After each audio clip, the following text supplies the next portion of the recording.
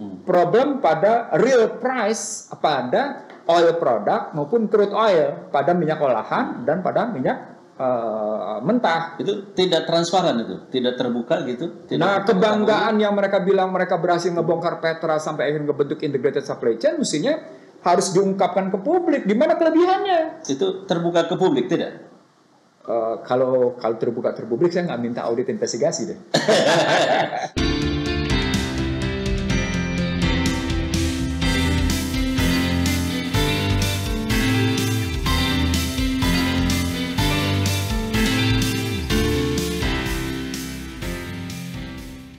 Assalamualaikum warahmatullahi wabarakatuh. Waalaikumsalam warahmatullahi wabarakatuh. Para pemirsa Bincang Perubahan Channel dimanapun berada di seluruh penjuru negeri, kali ini kita ingin membahas satu topik yang sangat penting dan ini belum terungkap di berbagai media maupun di berbagai pemberitaan lain, dan kita berharap ini sesuatu yang sangat krusial yang bisa kita pahami. Dan ini terkait dengan isu terbaru, yaitu masalah kenaikan BBM kita yang tentu memberatkan publik. Dan sudah hadir di hadapan kita, bersama kita ada ahli ekonomi kita, Dr. Ihsanuddin Nursi. Assalamualaikum Bang. Waalaikumsalam warahmatullahi wabarakatuh. Insyaallah, amin.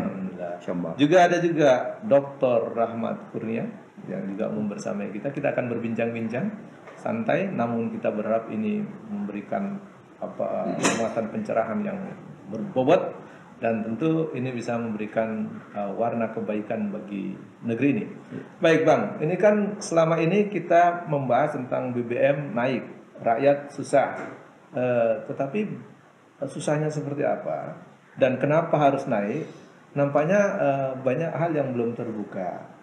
Dan ada suara-suara yang ingin bagaimana cara kita bisa tahu kenapa sih BBM naik, berapa sih sebenarnya harga pokok yang kita perlukan untuk bisa membayar 1 liter harga BBM itu misalnya.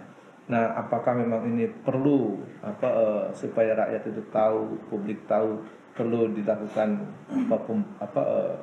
bahasanya perlu dilakukan penelusuran lebih jauh, atau kalau bahasa lain ada istilahnya audit dan seterusnya, atau audit kepada semua pihak supaya bisa terang benderang. Dan ini kan sebenarnya supaya menunjukkan kejujuran kita di depan publik itu bagaimana. Nah, mungkin di sini perlu kita membahas dengan Bang Nursi. Kita ngobrol aja ya santai aja ya Bang. Insyaallah. Ya, okay. Bismillahirrahmanirrahim. Kalau kita bicara biaya pokok produksi, sebenarnya ini isu kuno, istilah saya. Ini isu lama yang tidak pernah terungkap dengan baik ke publik. Ketika rejim SBY manggung, saat BBM dinaikkan pada Maret dan Oktober, berbagai media arus utama meliput tentang bagaimana biaya pokok produksi dengan narasumber kebetulan saya gitu. Karena memang kebetulan saya yang sibuk-sibuk bicara tentang biaya pokok produksi. Hingga hari ini sesungguhnya dia berganti-ganti sampai dengan akhir 2005 metode perhitungannya adalah biaya plus fee. Berapa biayanya ditambah dengan fee. Tapi sejak yang namanya 2006 sampai dengan sekarang itu perhitungannya menjadi berapa biaya, berapa kemudian biaya impor maksudnya. Lalu kemudian biaya produksi, berapa alfa yang mau diberikan, keuntungan diambil, ditambah dengan pajak. Nah, itu kejadian sesungguhnya terus berlanjut sampai dengan 16 November sampai dengan 17 November 2014. Ketika harga bensin premium diubah dari 6.500 ke 8.500. Itu zaman rejim siapa? 17 November itu berubah dari rejim SBY ke rejim Jokowi. Dalam pandangan saya perubahan 6.500 ke 8.500 itu karena hasil lobby Bank Dunia. Karena Bank Dunia pada bulan Maret 2014 dan bulan Oktober 2014 itu selalu melobi agar harga BBM itu dilepas ke pasar. yang mereka sebut sebagai reformasi struktural di bidang energi. Jadi bahasa mereka reformasi struktural energi. Maka berubahlah 6.500 ke 8.500 yang harganya pasar. Tapi kan problemnya harga minyak dunia selalu berfluktuasi. Terutama karena kekalahan perang dagang Amerika mengakibatkan harga-harga itu terus mengalami fluktuasi yang tidak karu-karuan. Terutama ketika 2008 perang dagang itu memuncak gitu ya, harga minyak menjadi $147 per barel. Dampaknya ke Indonesia terkena. Indonesia terkena dua, dampak dari kenaikan harga energi dan kemudian juga dampak dari kekalahan perang dagang berujung pada dampak nilai tukar. Dalam tesis saya ulang, dalam tesis saya, turun naiknya harga minyak internasional tetap melahirkan masalah bagi Indonesia. Itu kenapa, Bang? Nah, kalau ini menarik. Kenapa kalau harga minyak turun masalah buat Indonesia? Kenapa kalau harga minyak naik harga minyak dunia naik juga masalah? Karena kita sesungguhnya sudah menjadi negara net importer. Produksi terus menurun, konsumsi terus naik. Nah, upaya untuk memenuhi kebutuhan dalam negeri yang disebut dengan ketersediaan, availability, gitu ya. Konsepnya konsep ketahanan energi nih, konsep WTO, konsep Badan Perdagangan Internasional, Organisasi Badan Perdagangan Dunia. Kita menggunakan 4A, ketersediaan.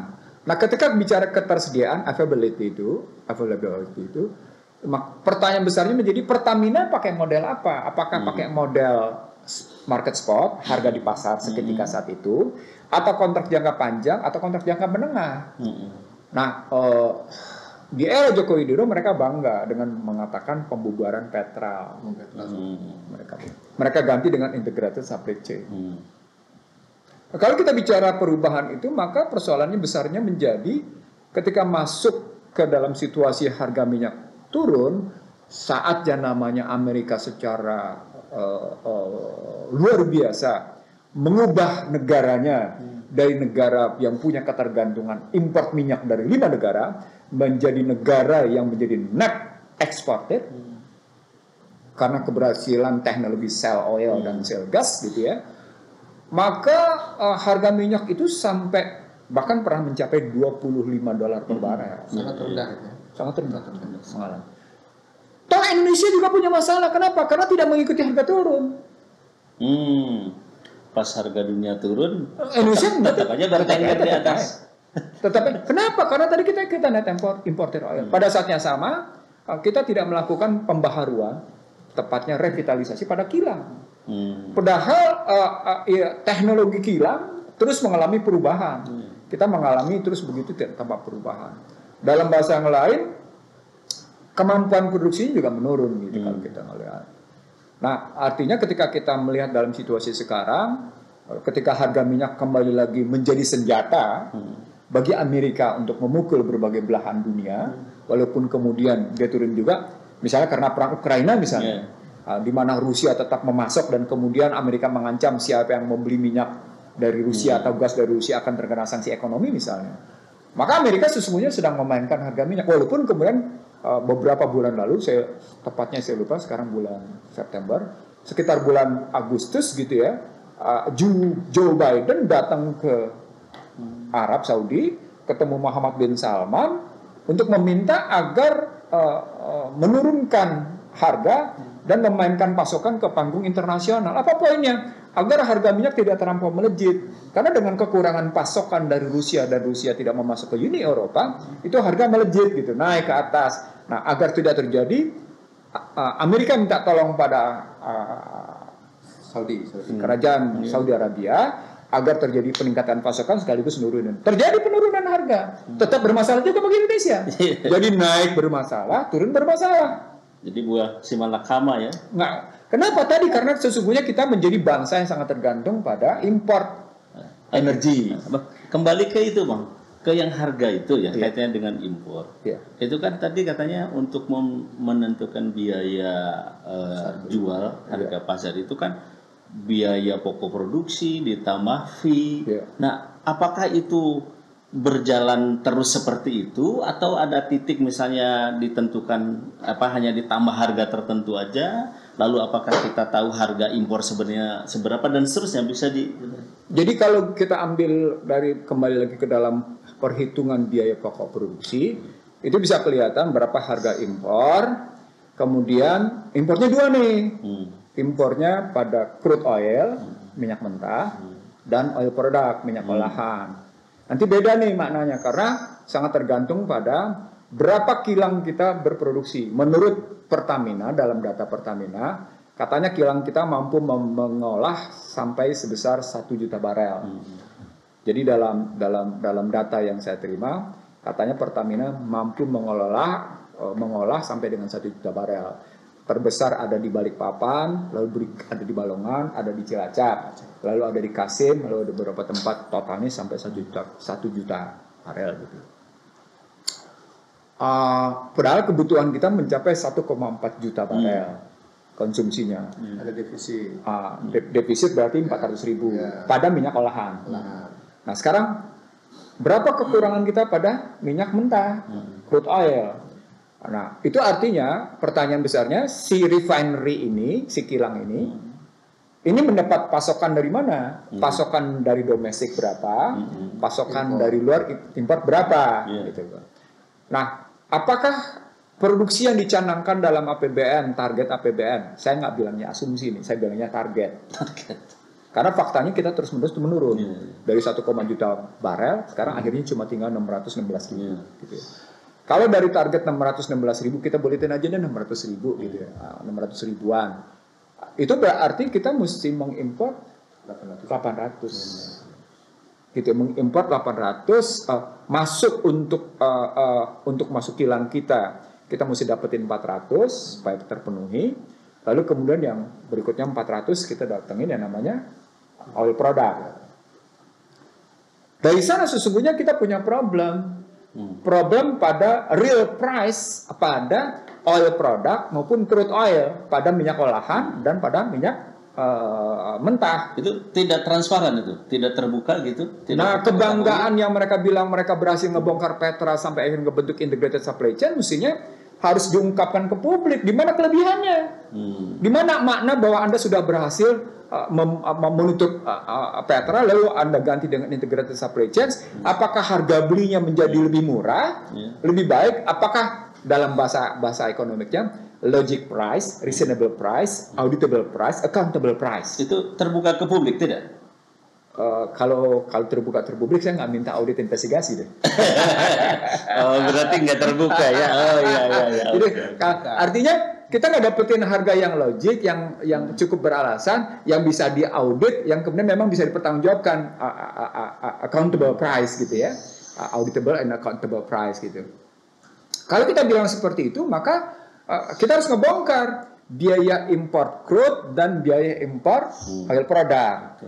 Itu yang pertama. Kalau kita bicara kemudian karena juga kita bicara yang import, maka pertanyaan berikutnya, bagaimana dengan minyak yang dihasilkan sendiri? Itu pun harus dibongkar pada format yang pemisahan atas produk, split sharing namanya, pemisahannya dibagi, berbagi hasil gitu ya. Bukan lagi bagi hasil pada sharing contract, tapi split contract sudah dipisahkan. Ini biayanya berapa nih dari minyak sendiri? Itu juga nggak diketahui. Nggak jelas juga sampai dengan sekarang. Gitu. Nggak diketahui. Jadi artinya audit itu sampai saya gitu. Jadi audit import crude, audit import oil product, audit biaya untuk pendistribusian, audit pendistribusian. Audit pendistribusian. Kemudian audit yang namanya pada nilai alfa. Jadi karena mereka bilang ini berapa, alfanya itu adalah keuntungan. Jadi mereka menentukan pertama alfa itu 14,4%, lalu turun 9%, lalu turun 8%. Menurut saya ketika bensin premium sudah tidak ada, nyaris tidak ada, real octane number 88 ini tidak ada, menjadi Pertalite, menjadi 90 ya, 89-90 ya, let's say begitulah posisinya. maka berarti yang kita datangkan statusnya sebagai crude, minyak mentah, itu memerlukan chemical, juga memerlukan penyimpanan. Nah, itu bahasa sederhananya, dari total 1 barel dikurangi dulu 15%, 15% nanti ini bisa hasil aspal segala macam gitu ya. Lalu jumlah yang tersisa itu yang bisa diproduk, yang bisa dijual, tapi dengan tambahan chemical menjadi pertalite. Contohnya gitu-gitu. Itu bisa dihitung sesungguhnya. Nah, dalam hitungan saya, jika harganya $80 per barel, $80 per barel, ditambah dengan kemudian macam-macam biaya pengolahan, biaya chemical, biaya tanking, dia menjadi sekitar Rp9.817. Itu harga Per pasar. liter. Harga pasar. Harga pasar. Harga pasar. Karena beli minyaknya Sudah harga pasar. Sudah harga pasar. Berdasarkan harga di Singapura, means oil price Singapura. Berarti kalau harganya 10.000, sebenarnya itu udah harga pasar ya? Sudah dapat paling tidak Rp120 untungnya. Artinya subsidi juga nggak ada. Sudah dapat, gitu. Nggak ada subsidi sama sekali. Oh. Jadi harga 10.000 itu dalam hitungan saya, jika harganya $80 per barel, maka harga 10.000 itu bukan harga subsidi. Nah, tetapi untuk memastikan ini, gitu ya, sekali lagi untuk memastikan ini, ya audit saja, dibuka aja. Oh. Jadi, iya, jadi untuk menyatakan bahwa memang tidak ada kedustaan, tidak ada kecurangan, gitu. Menarik Bang. Jadi ketika dikatakan perlu ada audit investigatif, tapi kan dalam konteks Islam juga seperti itu kan, karena kan dalam hadis Nabi kan dikatakan al-imamu ra'in wa huwa mas'ulun an ra'yatihi. Imam itu kan pemimpin itu kan dia ra'in ya. Dia harus melakukan riayah, pengayoman terhadap rakyat, dan bukan hanya riayah, dia juga harus mas'ulun an ra'yatihi. Dia harus bertanggung jawab terhadap apa yang dikelolanya itu. Nah, barangkali dalam konteks ini ya, permintaan pertanggungjawaban itulah salah satunya adalah audit investigatif, barangkali begitu ya Bang? Lebih tepatnya tidak ada dusta.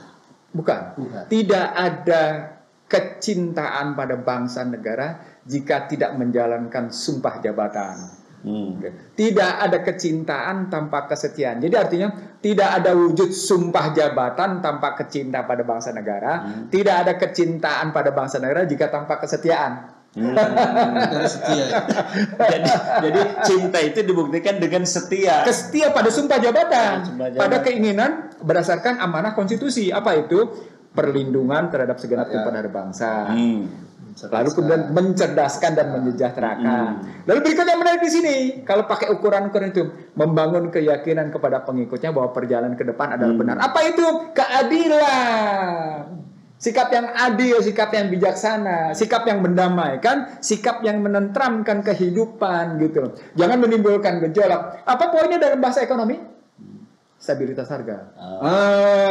Jadi dalam ketika kita bicara apa sih kedamaian dalam ekonomi, stabilitas harga. Karena stabilitas harga dalam cara berpikir Bung Karno sekalipun sudah menyatakan pentingnya. Jadi ini jangan kaget kalau orang ngutip price stability is a public services gitu ya, sebagai jasa publik pemerintahan dalam teori barat. Ternyata Soekarno sudah duluan, tapi ternyata hadisnya juga begitu menyatakan bahwa stabilitas harga itu adalah hajat hidup orang banyak gitu loh. Sama seperti itu gitu. Itu Jadi kalau 80 dolar per barel. Kalau minyaknya turun sampai 60 atau 70, lebih rendah lagi. Bahkan kalau sampai dengan 70, hitungan saya cuma 8.000 sekian. 8.000 sekian jatuhnya gitu, jadi sangat tergantung sekali pada harga. Nah, ini kan kecenderungan minyak internasional, harga minyak mentah internasional menurun. Ya. Pada saat dia menurun harganya Anda naikin, maka persoalan pokoknya sejak awal saya bilang Anda sedang merealokasi subsidi. Nah, begitu sampai subsidi, ya kita bicara yang akan datang. Gitu. Oke. Kembali ke tadi. Bahwa pentingnya ada audit investigatif dan sebagainya. Berarti kan ini sebenarnya bukti kecintaan bagi rakyat, bagi masyarakat, supaya harga itu ketahuan stabil tidaknya, penyebabnya apa gitu ya? Bahasa sederhananya begini, kalau selama ini Anda dituding sebagai the king of lip service, kali ini Anda sedang membuktikan the king of the truth. Iya. Di situ dong. Anda dituding oleh mahasiswa sebagai the king of lip service, maka dalam kesempatan harga kali ini Buktikan. Anda diminta untuk the king of the truth. Raja dari sebuah kebenaran gitu. Tinggal buktikan. Iya, mau apa enggak gitu. Nanti Harus segera dilakukan. Gitu. Jadi tentu kita juga ingin harga minyak dunia tidak terlalu tinggi-tinggi amat ya. Jadi bisa harga itu tetap stabil, tidak terlalu tinggi, tidak terlalu jatuh gitu, sehingga ekonomi juga stabil. Ini menarik nih pernyataan Anda, harga minyak dunia tidak terlalu tinggi-tinggi banget. Kemarin Amerika mengeluarkan pernyataan, siapa saja yang membeli minyak dari Rusia akan terkena sanksi dari Amerika. Gitu. Intervensi itu betul. Satu, tunggu dulu. Sebaliknya Putin menyatakan begini. Kami akan menghentikan pasokan total gas dan minyak ke dunia Eropa. Apa poinnya? Musim dingin di Eropa terancam tidak ada pemanas. Karena tidak ada pasokan. Pasokan dari Amerika tidak terjamin. Amerika selama ini menjamin kekurangan pasokan dari Rusia diganti oleh pasokan dari Amerika. Gitu loh. Digantikan. Tapi seberapa kuat sih musim dingin kan akan berkepanjangan nih. Jadi sudah mulai September, naik ke Oktober makin dingin, Desember sampai -10 loh. Jangan tanggung, minusnya -10 itu bergerak dari -7 sampai -10 terus. Anda butuh pemanas. Anda nggak punya pasokan. Kebayang kan? Kebayang.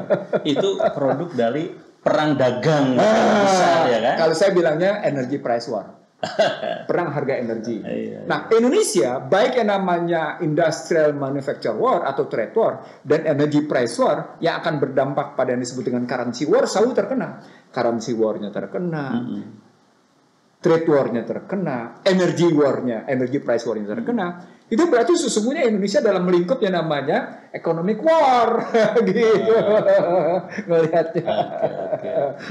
Jadi balik lagi, bagaimana kita mesti menghitung itu semua? Ya udah kita serahkan saja. Yuk kita sama-sama pemerintah yuk agar menjadi the king of the truth. Caranya adalah lakukan audit investigasi pada yang namanya import minyak mentah, pada import minyak olahan, pada yang namanya pembiayaan minyak sendiri domestik, dan pada yang namanya biaya distribusi, sehingga harga akhir memang layak diterima oleh masyarakat, apakah itu sebagai harga yang disubsidi atau tidak disubsidi. Jadi jelas gitu loh posisinya. Dan kalau misalnya harga itu layak ya, murah katakan situ, diberikan kepada rakyat ya, itu kan sesuai dengan doa Nabi ya. Nabi itu kan ada berdoa, man waliya amra min hadhihi ummati syai'an farafaqa bihim farfuq bih. Wa man syaqqa 'alaiha fashfuq alaih. Barang siapa yang dia itu dikasih suatu amanah mengurusi urusan rakyat, urusan umat ini, lalu sayang, cinta kepada mereka, kata Nabi, sayangilah dia ya Allah. Tapi sebaliknya kalau menyusahkan, menyengsarakan, maka susahkanlah, sengsarakan dia. Gitu. Jadi mudah-mudahan begitu. Ya, saya ingin mengatakan begini kepada pemirsa, tidak ada ketentraman dan kedamaian pada sesuatu yang dibangun atas dasar kedustaan dan kecurangan.